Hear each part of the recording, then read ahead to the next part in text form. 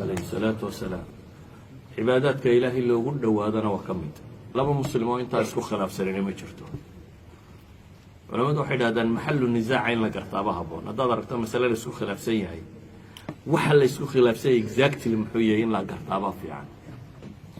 النبي صلي جيسو وعبادة qofkii badsan kare kaste muslime ha badsado saxaabi baa yimo wuxuu yiri ilaahay rasuulkiisa markaan ducaysanayo ducadayda gaarka ah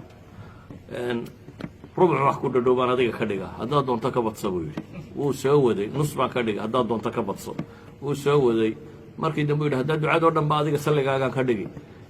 hadaad ka wada dhigtay buu nabigu yiri hammigaaga ilaahay kaaga filaanaya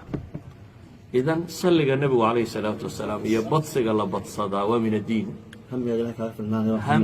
هم قال لك أقف ورور الدور ده بكابايا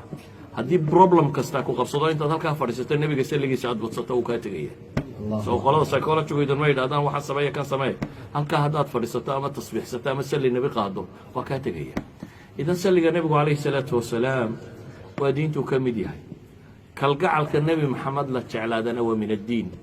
بل وحو gaarsiisay in lagu amray aabaha iyo hooyada iyo inta dhashay inaad saga ka horumariso ka jeceshahay inaad nabiga jeclaato macnaheedu waxa weeyaan warkiisu inuu kaala weynaado cid kasto kale marka alla laga yimaado warkii isaga inaad warkiisa ka horumariso kamaalul iimaan ama iimaanka dhameystirankiisuna wuxuu ku xidhan yahay sida inuu nabiga u jecel yahay alayhi salaatu wasalaam jacaylkiisana waxyaabaha tilmaamo waxa kamid ah قل إن كنتم تحبون الله